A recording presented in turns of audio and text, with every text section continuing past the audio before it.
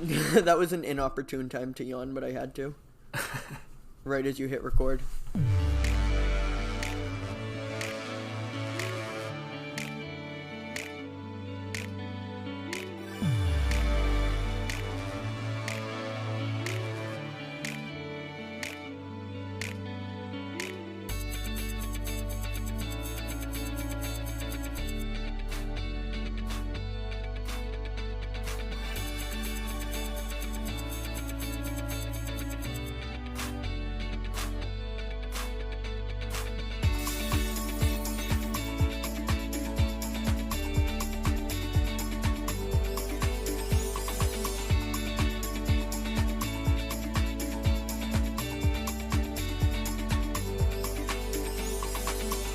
How are you?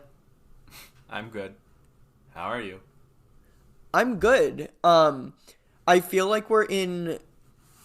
first of all, as somebody who doesn't go to school anymore, I feel like we are in a period of, everyone's going back to school, but I forget everyone's going back to school. I forgot people were out of school. But I feel like we're kind of getting to that point where it's like a transition from like a lax summer to a more rigorous fall, I was going to say, dare you say lax summer to a rigorous fall? Yes. No, but it's the truth. And I want to get on that head on, I guess. I want to be prepared for that, and I am not. I feel like I'm very just kind of like... Do you ever feel like life is moving? You're also moving, but you're not... Not that you're not moving with it, because that sounds so, like, that's, like, so played out. I feel like a lot of people say that. I say it more in terms of, like, oh, I wish I was, like, this part of my life was organized right now, or I wish I was just, like, more in it, instead of, like, passively just going through life. And honestly, I think the passive part for me is the just being tired and not feeling like I'm giving 100%. This was supposed to be my check-in. How are you, Justin?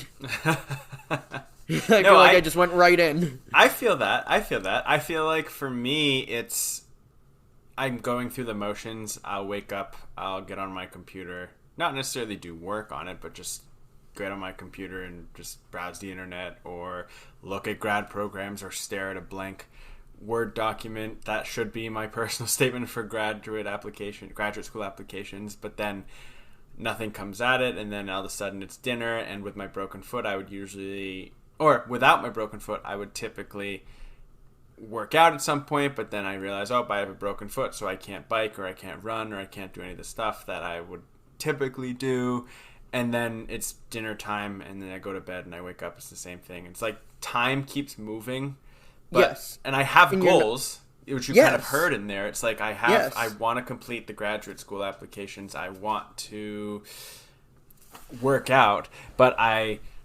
don't do it because I feel like I have a lack of motivation.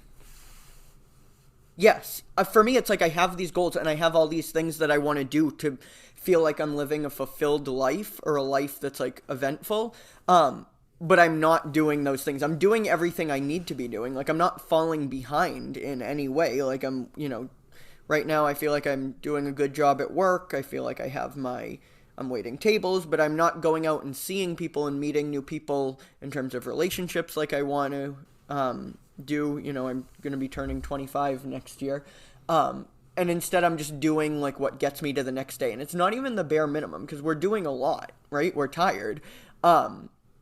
And then I think, too, okay, well, if I were doing all of these exciting things that would, like, fulfill me, quote unquote, like, are they actually fulfilling? Like, we're doing what we need to do to, not to survive. I don't want to say it like that because that sounds like it's, like, a make or break thing when it's really not. But, like, I got to see you on a whim twice this weekend, actually. Like, that was not planned, and that wasn't something that's like, I met new people, or I went to the gym, or I organized my life, and my head feels less clouded.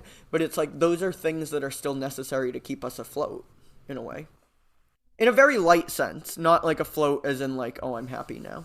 For me, I feel like it's, if you were a third party looking at both of us, we're doing the things that are expected of us to be productive members of society. But that doesn't necessarily always translate to I mean, the social interactions, like you said, it's like, oh, that brings me a lot of joy. But, we always look at the upward trajectory, or we're expected to have like that upward trajectory, which necessarily isn't realistic. For me, I'm talking about, say, like the grad school applications, or getting a job, or moving on in my life to a stage that's like, oh, from the outside, it looks like, yes, he's successful. He's doing what he needs to do, and you're, doing your job, and you're working at the restaurant on the weekends. No, that's good. He's living a honest, meaningful, successful life. But at the same time, when you're living it and it becomes routine, or maybe aspects of it don't bring out joy, it doesn't necessarily feel like, oh, this is, you feel stuck. Or at least I'll say I statements, I feel stuck. And sometimes, at least this summer, when I was trying to figure out the new job, and I wasn't a huge fan of what I was doing in a previous job, and I felt like I lived from trip to trip this summer. From the beginning of the summer in the pilgrimage, to going down to Baltimore a couple times. It was just living, and then even trips to Rhode Island, where I have some extended family. Like, it was getting to each trip. But how I want to live my life, and maybe this is similar to how, like, your philosophy is, like, I want to be able to enjoy every day and, like, I don't know, find joy in every day, but sometimes it feels so monotonous that it's a little bit more difficult to do that in between those things that I'm looking forward to, right? Because I feel like if I were to talk to a therapist about this, and again, I am interested in psychology, but by no means am I a therapist. I'm just assuming from experiences that if I were to talk to a therapist about what we call burnout nowadays, they would be like, well, what are you looking forward to? What are you looking forward to every day? Like, find something that you're looking forward to every day. Brings you energy, brings you zest. But yes. I feel like it's not, when I am looking forward to those things in weekends, I feel like it becomes a countdown. And I don't want it to become a countdown, because then it's like, okay, 5 more days until this thing I'm looking forward to, 4 more days, 3 more days, and you just are trudging through those days like you're just trying to get to the thing you're looking forward to, but you're not able to enjoy the present moment. Does that make any sense whatsoever? Yes, I have so many different thoughts on that, because what you said about being in the present moment, I feel like in a way I am in the present moment by not paying as much attention to the goals I have, even in terms of like the goals that aren't going to get me anywhere necessarily, but are just things that I do for fun. Like, I have been pushing off getting back to a fan I met at the concert about writing a review of the show and my thoughts on the show. And it's something that I really am interested in doing. It's a passion project, but it has nothing, you know what I mean? It's not going to, like, advance my career or, but it's something I want to do, but I don't do it. I'm kind of more living in the moment, which maybe that's a good thing. I feel like my life right now is my, like, be real collage, you know what I mean? Like, the social media. And I'm serious, because it's like, it gets you at the most monotonous points. Right down to, like, even what I'm wearing. Do you ever notice you have, like, a million outfits and you wear the same sweatpants or the same like, 3 t-shirts? Because I have a bunch of outfits that I bought recently, too, and it's like, well, I don't wear them because I'm either wearing my work clothes, or on the weekends I'm wearing dark jeans and a dark t-shirt for work, or I'm wearing sweatpants. Appreciate this. So in the spring, I felt like, okay, my wardrobe needed a refresh, which I'll acknowledge is kind of like a privileged thing to think, but it's just like that. I don't know. I thought that. And so, being the person that I am, I made a spreadsheet inventory of all of the clothes that I had. And for about a month, and then I got lazy and I stopped doing it, I would put a number and I would add every time I wore it, so that eventually my hope was I could look at the spreadsheet and be like, these are the articles of clothing that I wear, and these are the things that I don't. So I will donate those items, and I will find new items to get. But I didn't. But yes, I feel that. You have a closet, all of these ambitions full of things, yeah, and then you just wear the same. That's what I'm saying. And you're right, I did appreciate that story almost as much as the listeners who heard it on episode 36. No, I'm kidding. It wasn't episode 36, but you have told that story I before. think I did. Yeah, no, and I thought it was a great idea. And I would love to do that. But again, I'm like, even like, oh, I want to clean my room today. It's like, oh, well, I want to like go out. I'm going out to, everybody get this, I'm going out to the Cheesecake Factory tonight, my favorite restaurant, for my sister's birthday. I know it is my sister's birthday, not mine. Happy birthday, Jordan. But Happy I birthday, guess Jordan. I didn't pick the restaurant, so I'm assuming she did. So we love that for me. That's great. Your siblings in that way. You both appreciate a factory of cheesecakes. What were some other thoughts? You said you had a bunch of thoughts. You mentioned the present moment. Yeah, I just grabbed the one that I was thinking of at the top of my head when I said that. Honestly, they all kind of dispersed as you said that, but I was agreeing with you. I think I got the gist of what I wanted to say out in terms of like the highlight reel, that I want versus the be real that I have. And I'm referring to the social media platform Be Real that we've discussed a lot in the recent episodes, and also just Again, all of these thoughts came and went as you were talking. And I think that's a symptom of burnout. Is maybe. Like it is lack of not lack of, but remembering issues, inability to focus. Yes. I feel like are all things that are. And have you heard of I don't know if we've talked about this on the show. Maybe I've talked about it with you or some other people. But have you heard of the concept of quiet quitting, which is becoming more and more into the vernacular? That's so funny. I was just talking to Tom about quiet quitting, just the concept of it. Tom was on episode 49, everybody that is listening, with his girlfriend Megan, who is also our friend. But yes, could you talk about that a little bit, because I'm not sure I fully understand it? Sure. So the concept of quiet quitting, and I am not read up on the research into it, but I can certainly define what it is. And I think it's a symptom of a societal burnout. Quiet quitting is essentially you're not quitting from your job, but you're refusing to go above and beyond in a position that pays you X amount without overtime. And I think before the pandemic, this was the case where people would do things that weren't necessarily listed in that job description, right? Like you and I just did a 3-episode series about applying for jobs. And you know how sometimes in job descriptions it says like, and other tasks as assigned by your supervisor? That vague last one that's like, okay, I guess I can do anything. The concept of quiet quitting is that employees are refusing to work overtime or go above and beyond. Yes, they will do their job, all the tasks that their job description lays out efficiently. They will do it successfully. They will do it well. But they're refusing, kind of putting a boundary up and refusing to do more than that without further compensation. And I feel like the term... You go. I just feel like that's related to what we've been saying. Well, it's interesting because I feel like the term is kind of unfair to the description. That's how Tom, I think, I don't want to put words in his mouth, but explained it last night too. And it's like, well, if you're doing everything that you're supposed to, granted there's always going above and beyond, but you should be compensated for it if it is your job. I'm talking specifically in your job. Like, obviously, in terms of raising a family, being a good partner, being a good friend, like, that's very different. We're not playing quiet quitting in relationships. Well, we're not. What I'm saying is, shouldn't be like, well, I'm putting in more effort, so I need to see something better. Like, that's not it at all. But I feel like in terms of a job, that sounds like supervisors and companies finally getting it. That it's like, oh, you can't overwork your employees and expect them to.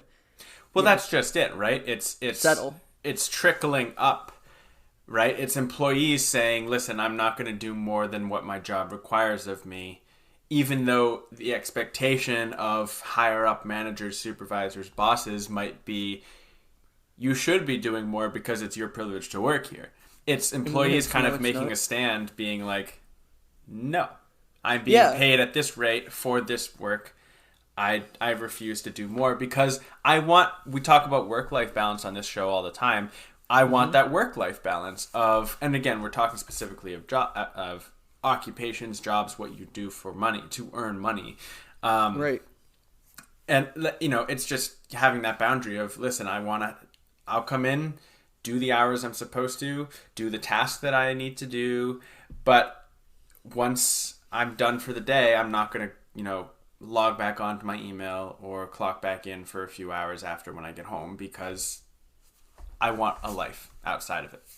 Right. I feel like there was this, not necessarily a switch, but during the pandemic, like a realization that people had. It's like, and that even might be an overstatement, but we work, I've said this a million times before, but we work to live, not the other way around. Like, we don't owe companies, right? Like, they're paying us to do the job that we're supposed to do, and we do it, and then we go home, and we do that so we can have our free time and do what we want with it. I feel like during the pandemic, that shift in thinking was amplified a little bit in terms of, like, I can work from home. Like, we realized we were able to work from home, and it's like, yeah, I'm not indebted to you as the company. Like, you pay me, it's supposed to be like the fair, you pay me for what I'm supposed to do, I do it, and then I go home, and not necessarily like, oh, like, we're seeing for the first time the companies being like, oh, people don't want to work. There's a work shortage. People don't want to work anymore. They got a taste of being lazy at home or whatever. It's like, well, they got a taste of, I don't know, not being in that rat race a little bit. And I feel like that's where people are, kind of coming together and saying, no, like, this is what I deserve to be paid. These are the benefits I deserve as an employee. And I feel like it's less accepted for jobs to just be like, no, you can't have those things. You have to do this, and it's a privilege for you to work for us. If we're not valued in this world by how productive we are, and this kind of touches on a lot of things we've talked about in previous episodes, so I feel like work-life balance, if you were to look at, like, what are the themes of Point of View, the show, I feel like work-life balance might be that. Obviously, transitioning out of college and figuring out your identity and what you're going to do, what that's like, might also be another theme. But we've talked about like work-life balance. We've talked about, like, if we weren't valued on our productivity and instead we're valued on I guess it's the quality of what we do and what we bring to the spaces that we occupy versus the quantity of meaningful things that we just constantly spread out into the world, it might have a shift in how we feel about what we do in our lives. I don't know if that makes any sense or if I articulated that at all well. I guess what I'm just trying to say is you talked about the rat race. And when I think of the rat race and the rat race in the workforce, it's, say, let's talk about a 9 to 5. You get up, you go to work, you, in a typical job, maybe, say, like, depending on what you do, but, like, you're in front of a computer, you might talk to some colleagues, have a few meetings, then it's 5 o'clock, and then you come home to your family, you have dinner, have some time to yourself, you go to bed, you wake up, you do it again. Right. That type of life, you find meaning in that type of life if you value the quality of the work that you're doing versus how productive you are in that job, how many emails you sent, how many meetings you were able to do, how many tasks you were able to complete. That makes sense. Yes, that makes sense, and I can get on board with that. It's interesting that you say that because I recently, just at work, I used to keep a log of everything I did, even if it was a minuscule thing. Like, I sent this email, blah, blah, blah, blah, blah. And it was just a log of everything I did, and it was to make me feel like I was doing a good job at work. To be able to say, at the end of the day, look at all these things I did. And to be honest, I think part of that comes from a previous position I had where we were not encouraged, but forced, basically, to send our progress, everything we did, during that day. And I feel like there are some people listening who have heard me talk about that position. But for the first time at the bank since being employed or hired a year ago, I threw out that list because it wasn't something that was required of me. I was never asked to do it. It was only for me at this point. And if the list wasn't long enough, it's like, well, what did I really do today? And instead of doing that, I don't keep a record anymore. I use Microsoft Teams as task list. And if it's something I need to do in the future, just so I don't forget, even if it's something that I need to do in an hour, I'll put it on the task list. If it's not on the task list and I need to do it, and I do it without it being there, I'll still sometimes put it on the task list and check it off, just if I need a record to say, like, oh, I did this, just letting you know to my supervisor, like when I'm going over my progress for the week. But if it's not something that is necessary to note, I don't note it anymore. And I have realized, so if you had asked me to do this a year ago, I would have been like, well, how do I know if I'm like doing a good job? Like I would feel like I don't do enough because a lot of things take a long time, or I don't know, I just need to see that I'm doing something in order to feel like I'm doing a good job. But this has actually been very, it feels more fulfilling because I just put, a strong effort into whatever I'm doing, and then I check it off. And if I only do 3 things that day, I only did 3 things that day. But I don't need necessarily that I sent this amount of emails and I sent this and I went up and got the mail recorded to feel like I'm doing a good job. So I don't know if that resonates with what you're saying a little bit, the quality over the quantity. But to what I was saying earlier, to my point about the pandemic, I just want to sum up what I meant by saying people got a taste of not being in that work, 9 to 5. I need to do this in order to be valued. And they liked it. And I think there is a shift now in how we think of work and the conversation of, well, am I really indebted to my job? Coming up more and more, if that makes sense. Sure. Yeah. No, I think it does make a lot of sense. I'm curious if we want to shift the conversation. We're talking a lot about work, which we just did a 3-episode thing about work. But I'm curious if we zoom out a little bit, knowing that a lot of our audience are either recent graduates, are in college, maybe even in high school. What this looks like as a student, and some things that come to mind for that is I felt like when I was in high school, when I was in college, it was like the quiet quitting burnout is equivalent to, okay, I need to participate in this, and this so that I can get it on my resume and then it will look good for college applications, or this, and this on my resume so that when I graduate college and my jobs see what I wasn't just in the class doing the homework and, go to class, doing the homework, submitting it for a grade, and that's all I was doing in college. It was like I was well-rounded, did all this stuff. Now, personally, and I might have said this prior to right now, I am what some people would call, actually I might have written this in my letter, like a yes person. If someone asks me, like, oh, can you help lead this, or can you be a part of this group, or can you do this, or whatever, I will say yes. And something that I have been working on is providing people who come to me asking if I can do this or that or whatever, and providing a healthy no for boundaries. And very difficult. It's very, very, very difficult. And we talked about, and we joke all the time because I said it a billion times in that episode, going from a lax summer to a rigorous fall. But the reasoning behind me saying that was I was used to literally coming from a summer where I might have an internship, but otherwise there was lots of time to hang out with friends, spend time with family, even have some time to myself. And then we'd go into the school year, and not only classes would start, but then all of my involvements, say in campus ministry, in different clubs, different leadership positions, and trying to find the balance and trying to manage it all without getting burnt out.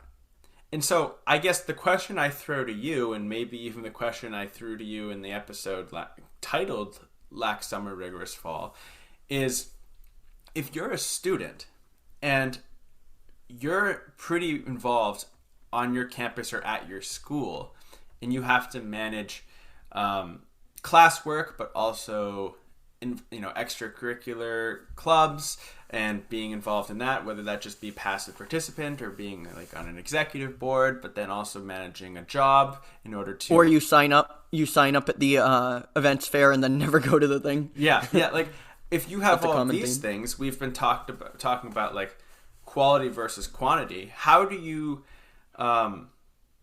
manage these things without burning out and kind of just like losing yourself and losing, as we talked about a little bit earlier, zest for life, finding the joy for life? Because oftentimes we can trick ourselves that by participating in all of these things in our lives, checking, okay, this is the social box, this is the productive box, this is the box for school, this is the box for working out, fitness. By feeling like we have to check all those boxes, we live a quote-unquote full life, we'll be happy. But sometimes that isn't the case.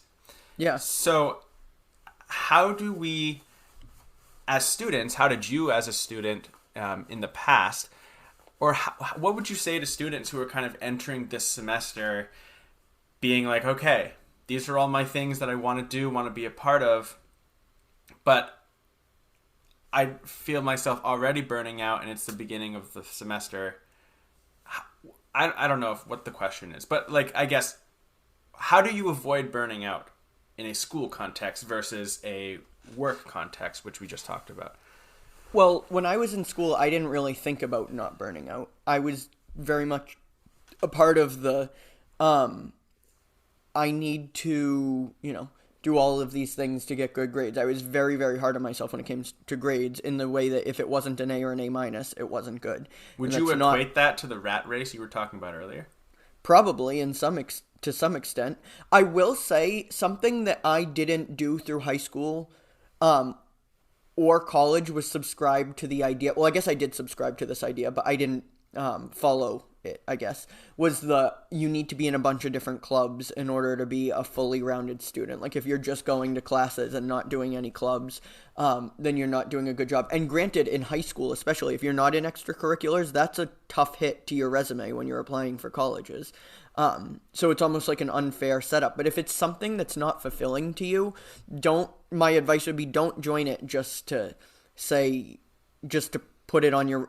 Well, I guess for high school it's different. Yeah, I guess for high school it's different though, because in a way you kind of have to buy into that if you're trying to, go to a competitive school. I don't know what your goal is, but in college you don't have to join things if you're doing it just to say, oh, I joined clubs. Look at me, I'm a well-rounded student. I know the school wants you to do that, but like something that really, I don't think I was a part of many clubs, if any, but two things at college, but two things that really, really fulfilled me were being a part of the community at campus ministry. And I would say that honestly, that was one of my extracurriculars, and something that I regretted not doing in high school. And that's why I did it in college. And I'm so grateful I did, because I met the circle that I did, and I met my people, and I've talked about that before.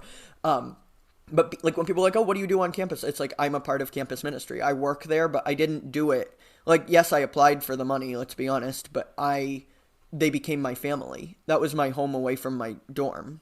And I spent a lot of time there, and I met so many people. And I loved going to, for example, the weekly examen, which is a type of reflective Jesuit meditation almost. I went to, this was so not me, but I did it anyways, and it became me. I loved it so much, was intramural volleyball with all of you. We formed a campus ministry team, and it was just so fun. I looked forward to it so much, and I'm not a sporty person, but I will say I got better at it throughout the time playing, and it was just really fun. But that number, I only did two things, aside from, hanging out with friends, which I think, that's a huge, like, if you're signing up for so many extracurriculars and it's keeping you away from hanging out with your friends, then what are you doing? Unless you're doing them with friends. Granted, campus ministry and intramural volleyball was both with a group of friends that I had. But I don't know. I just think, like, if I was like, oh yeah, I'm only doing two things, it's like, oh, you're only doing two things? You're not, like, in robotics and this and that and the science club and it's like, well, if that fulfills you, then by all means do it, and that's what's going to make your heart full. But I felt like my heart was full on campus. And I felt like even in high school I didn't do like I took karate outside of school. But none of the things, there weren't a lot of things at BC High, like for extracurriculars, that really interested me. Granted, I did Model UN, but everyone signed up for Model UN and then never went. But I did go on one of the trips, and that was fun with my friend Peter. And we had a great time. But I don't know, if it's not fulfilling you, you shouldn't have to do it. And that sounds like such a cop-out, but I feel like we oftentimes talk about controversial opinions on here. That a lot of people might be feeling but aren't necessarily saying. I wouldn't say that that's or maybe it is, but I wouldn't personally say it's a controversial take, because it's not. It's common, but it's hard to admit. So I think you raised two things. The first thing is, if we talk about, okay, there's a linear path in life where we participate in activities in high school so that when we apply to colleges will look at our resume and say, okay, look at the well-rounded person that they are. They did service, they participated in sports, they did a book club, and on top of that, they did their classes. Then you get to college and you say, okay, I'm majoring in this, I participate in this and this and this, and then jobs will look at that and say, look at the well-rounded person they are. We want to hire that person. Okay. All of that is great, in my opinion, in the sense that if you can talk about it and talk about why you did those things in not a surface level way, in a level that's like, I did that because I thoroughly enjoy reading mystery fiction novels, and I decided I wanted to be a part of a book club that was around that. Or I've always been an athletic kid growing up, and I've played basketball my whole life, so I wanted to play basketball on my varsity high school team, and then I played an intramural in college. And that tracks.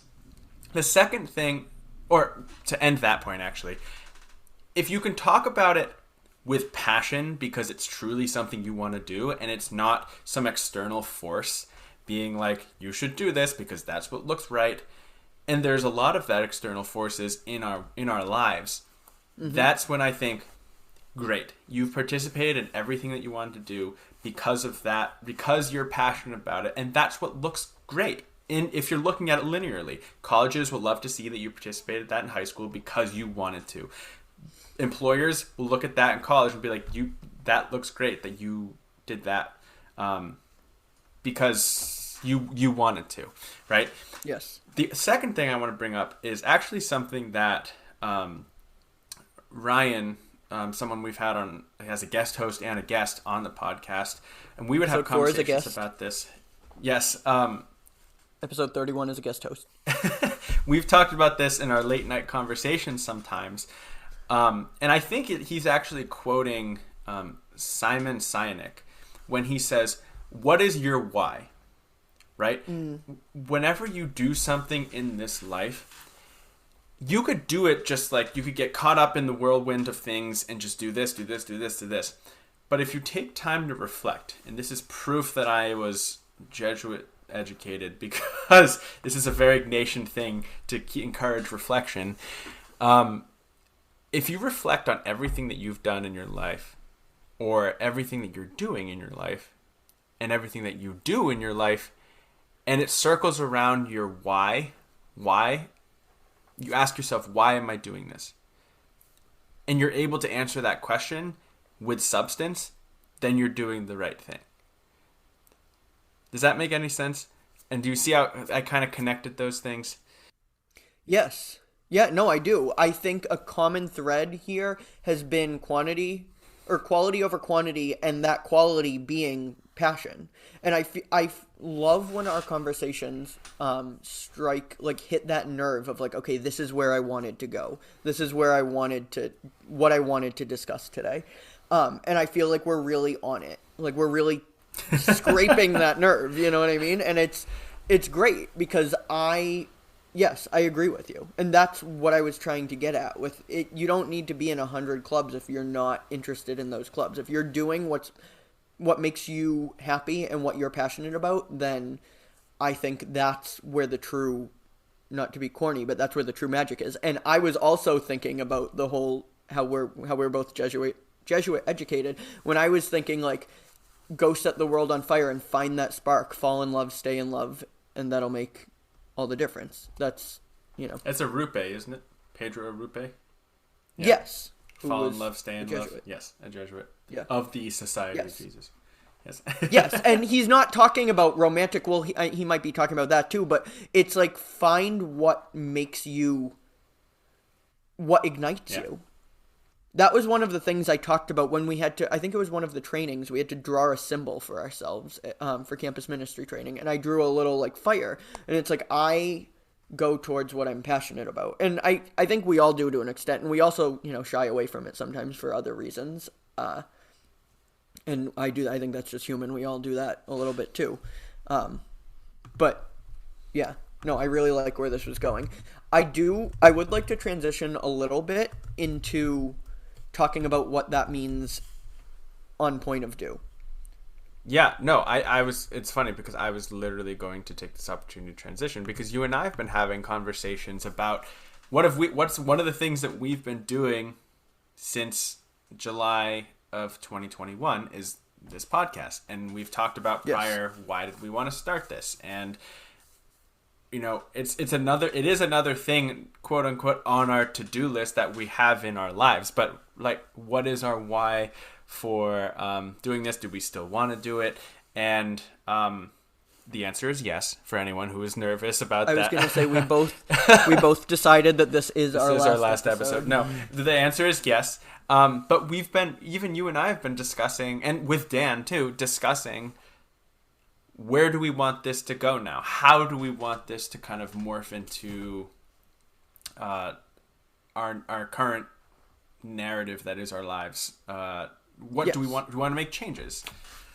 Right. Well, we started this when we were both, we were working, but we weren't like full-time position employees, and also a lot can change in a year. So we've discussed, this is what I wanted to share. We've discussed how at the beginning of this, my why at least was for fun. I've always found, hosting a show to be very interesting. And that was one of the things that I thought like, oh, maybe I could do. Like, I love the idea of like Jimmy Fallon and James Corden and Ellen. And I just thought that would be a really, really fun job. So that was when you came to me and asked why you want to do this. I was like, yes, let's do that. And I also, like I just mentioned, love when we scrape that like authentic nerve of what we feel. It's just, there's a really awesome feeling there. And to like cut you off, was my why. And to cut you off quickly, like I think that's this episode. We often sometimes come in episodes, we have a topic, we want to stay on the topic, although we do a terrible job sometimes at that, staying on the topic. This episode, you and I talked. And we were just like, I mean, we could talk about burnout. We could talk like, what? I don't know. Let's just press record and see what happens. And This is what happened. This was unscripted. Here's how we're feeling. Our own point of views. Yeah, and it's a very thematic episode, despite not planning it to be one. Like, I feel like we have some very core central themes and values in here. But what I wanted to say was when we started the show, that's how we were feeling. We were very energized. We were talking, we would plan episodes more than 1 week in advance sometimes. You and I would sit separately and take notes about what we wanted to talk about. Sometimes we did I'm not going to tell you the episode or theme until we get on air because we want it to be a surprise for one of us and planned by the other person. We did a lot of promo on our own social medias, on our just in terms of graphics. I would work on graphics weeks ahead of time. And we're still passionate about this show, but I'll use I statements and then you can say how you're feeling about it. I feel that it's become not a chore because I very much enjoyed doing the show, and I'm excited to say that we are looking to how we can revamp it in the future, and keep it exciting and entertain all of you. But I feel like it's become we've fallen into the role of it's like, oh, we have to record Saturday. What do you want to talk about? I'll get the poster to you by the end of the day today. Oh, sorry, it was late. Like, we'll get to it. We don't do as many previews of the episodes anymore. Like, just kind of we've fallen into a pattern. And I think a lot of that, as I mentioned before, has to do with, well, our lives are different now. We're a lot busier than we were before. But also, we've just been doing this for a long time. And there's a lot more work that goes into it than I think some listeners hear, because they just hear the once a week, and then it's over. Right. I think the inevitable ended up happening, which is, for me, the busyness of everyday life meshed with our podcast and how that was going to fit into our individual busyness of our lives. And I think I want to continue doing this, and it's just, how do we've said it before, all three of us want this show to grow, and so we need to have that very intentional conversation about how does that happen, what works well, what doesn't work well. And I think I said this to you over the phone the other day about the first year of any project, of anything really, is kind of an outlier, because it's new, it's exciting, you're finding yourself, you're finding your voice, especially in this show, we're finding ourselves, finding our voice. We upgraded our technology, we've tried new things stylistically, and it's the second year where we really have to say, okay, do we want to do this still? Yes, we want to do this. What works well for us as producers of the show, but also what works well for our audience, and how can we kind of engage both sides of the things to make it successful in that way. And I think that those are the conversations we're having, and I'm really excited about some of the ideas that we've come up with. And we had a really energizing conversation, you and I, earlier in the week, or it might have even been last week, about about some new ideas for the show. And again, if you're a passionate listener and there's something you want to see, please let us know. We're always open to suggestions. There was something that you said a minute ago that made me think of this. I feel like we have to be passionate about it in order for our listeners to feel that passion, right? Yeah. And be passionate about it themselves and be excited about it. It does seem like another break is on the horizon. We'll at least be with you through the end of September. But we will be coming back again, as promised. We promised that before, and we came back, and we will be doing that again. Yes, and to be clear, we haven't discussed when this might be, but I think it's important to have breaks. So again, we're gonna be transparent with you. Will you be transparent with us? We'll see what happens. But yeah, we talked about burnout. We talked about work-life balance once again. We talked about finding joy in our lives. Yes? Can I say something real quick? Because something just clicked in my head. The fall in love message that we talked about, and the ignite message that we had discussed, and we talk about passion and, that burning fire inside you. Burnout is like kind of the opposite, where it's like you're tired, and it might be because you're doing stuff you love all the time, right? Like that's the other thing. Like the flame has burned for so long that it's like, okay, I need a break. Justin, you did bring up Fall in Love on our screen. Do you want to read it? Yeah, so I felt like this was a good way to end this episode. We've kind of talked about burnout and talked about finding passion in our lives and everything. So both in work and as a student and all that stuff. So, and you had mentioned the Fall in Love prayer poem, which I learned from this website. It's often attributed to Father Pedro Arrupe, Society of Jesus, but apparently is by Joseph Whalen, Society of Jesus. Yeah, and I was the one that taught him. Yeah, so. Exactly. So it was really by Nick Gervasi, Society of Point of View. Yeah. And Society of View, SD. So yeah, I was thinking we could end this episode with this, reading this poem, reading this prayer, and we can go from there. So anyway.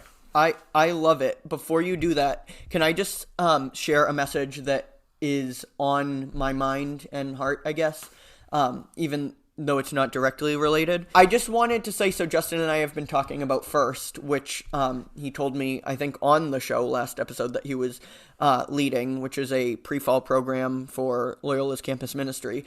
And he was just telling me, I guess I'm talking... Loyola's campus ministry.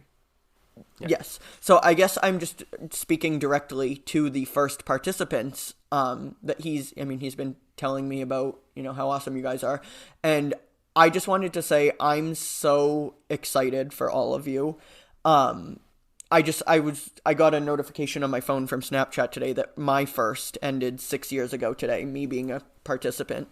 And just the friends that I met, and you guys have no idea what's in store for you in the best way. Like, there's going to be so many things that happen in these next 4 years, and I'm just so excited for you. All the growth and all of the, exciting things you'll get to experience, and all of the friends you're going to make. Like, I really, really don't take that time in my life for granted, and I'm really excited for all of you, and you guys all seem awesome. And I hope you enjoyed your experience with First, and I hope you got out of it what you were looking to, or what you were called to get out of it, I guess. Great. Same. Ditto. Anyway. No, that's great, Nick. And I agree. That group was fantastic, and it gives me a lot of hope for the future. So, anyway, Fall in Love, I think a good summary of what we talked about, often attributed to Father Pedro Arrupe, but by Joseph Whalen. And we can link this in the description as well. All right. Nothing is more practical than finding God, than falling in love, in a quite absolute, final way. What you are in love with, what seizes your imagination, will affect everything. It will decide what will get you out of bed in the morning, what you do with your evenings, how you spend your weekends, what you read, whom you know, what breaks your heart, and what amazes you with joy and gratitude. Fall in love, stay in love, and it will decide everything. I love you, Justin. I love you, Nick. Ah! It's from, I was quoting Shrek, to be honest, when the Shrek 4, when he's like, I love you, Daddy, when he gets Shrek to roar. Anyways, your name is Justin Dew. And your name is Nick Gervasi. You can reach us at our email, pointofdewpodcast@gmail.com, or by sending us a voice message on our website, anchor.fm/pointofdew. Follow us on Instagram and Facebook at Point of Dew Podcast, and Twitter at Point of Dew. If you enjoy our show, give us a rating or review in the Apple Podcast Store, or share us with a friend or family member. We'd really appreciate it and are truly grateful for your support. As always, we hope you have a great week. Thank you for listening, and until next time, H. Paper, we wrote down our stories we help you